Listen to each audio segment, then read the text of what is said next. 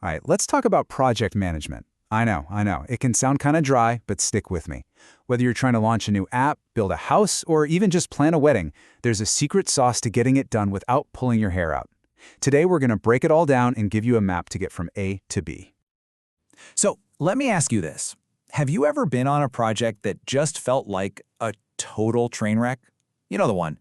The deadlines are more like suggestions, the budget is a complete fantasy, and nobody has a clue what's actually going on. It's pure chaos, right? Well, what if I told you there's a way to avoid all that drama? And that's exactly what project management is for. Seriously, it's not just about boring paperwork and endless meetings. It's the framework, the game plan, that helps you take a cool idea and turn it into a real thing, on time and without breaking the bank. It's how you bring order to that chaos. Now here's the cool part. No matter what you're trying to accomplish, pretty much every successful project on the planet follows the same fundamental path. You can think of it like a universal map that'll guide you from the very beginning to the finish line. Every single project journey has 5 major phases. First, there's initiation. That's the aha moment, the big idea.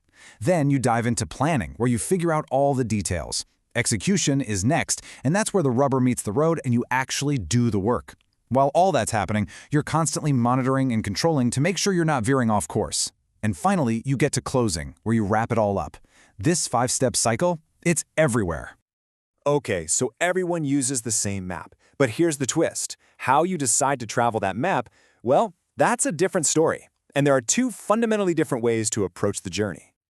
On one side, we've got the architect. The architect wants the entire blueprint figured out before a single nail is hammered. Every detail is planned up front. But on the other side, you've got the explorer. The explorer prefers to be more adaptive, moving in short bursts, learning about the terrain as they go, and ready to pivot at a moment's notice. So, let's walk the first path. Let's talk about the architect and their very methodical plan-first approach. The architect's go-to methodology is called Waterfall, and the name says it all, really. Progress flows in one direction, down. You complete one phase entirely, and only then do you move on to the next. This is absolutely perfect for projects where you know exactly what you need to build from day one. Like a skyscraper. You've got to finish the foundation before you start on the first floor, right? There's no going back. And the process is super strict. First, you gather every single requirement. Then, you finalize the entire design. Only after that's signed off does the building or implementation actually start. Each phase is locked in before the next one can begin. It's all about structure, predictability, and control. But what if you don't know exactly what the final product will look like? What if the destination is a little fuzzy? Well, for that, we need a completely different approach. It's time to meet the explorer. The explorer's philosophy is Agile. Now, Agile isn't a single set of rules so much as it's a mindset.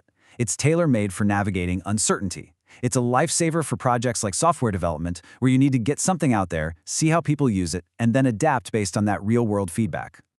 And the explorer is guided by these 4 core values. It's all about prioritizing people talking to each other over rigid processes, getting a working product in front of users over writing tons of documentation, working with your customer instead of against them. And this is the big one, embracing change instead of blindly following a plan that might be outdated. So if Agile is the philosophy, think of Scrum as the explorer's most popular toolkit. It's a practical framework that gives that flexible, adaptive journey a little bit of structure and a steady rhythm. So who's on this expedition? A Scrum team has 3 key roles. You've got the product owner, who's like the expedition leader, deciding what the team should build next to deliver the most value. You have the development team, the ones who are actually building the thing. And you have the Scrum master, who is part coach, part problem solver, making sure the team has everything they need to succeed. And the whole thing works in these short, repeating cycles called sprints, usually just a couple of weeks long. Each sprint follows the same rhythm. You plan the work, you check in every day in a quick meeting, you show off what you built at the end, and then you talk about how to get even better next time. Then, you do it all over again. Okay, so we have the architect with their blueprint and the explorer with their compass. 2 very different styles. But here's the thing, no matter which path you choose, there are some fundamental rules of the road that apply to any successful project.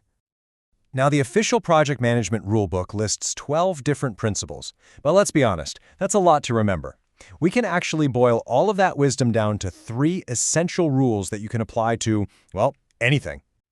Rule number 1, you have to define your destination. I mean, you wouldn't start a road trip without knowing where you're going, right? Same thing here. You need a clear structure, you need to know what success looks like, and every single person on the team needs to be crystal clear on their role. Without that, you're just driving in circles. Rule number 2, actively navigate the terrain.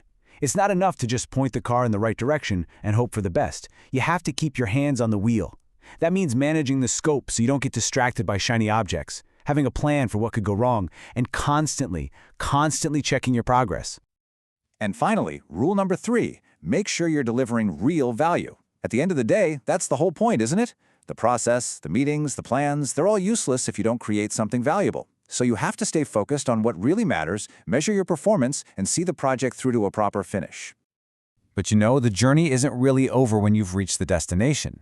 The smartest teams do one more thing. They look back. They examine what went well, what didn't, and they learn from it. That's how you get better for the next journey and the one after that. It's all about continuous improvement. So as we wrap this up, I want you to think about your next project, the next big thing you have to get done. Does it need a perfect, detailed blueprint from the start, or do you need the freedom to discover the best path as you go? Figuring out if you need to be an architect or an explorer, that's the first and most important step to success.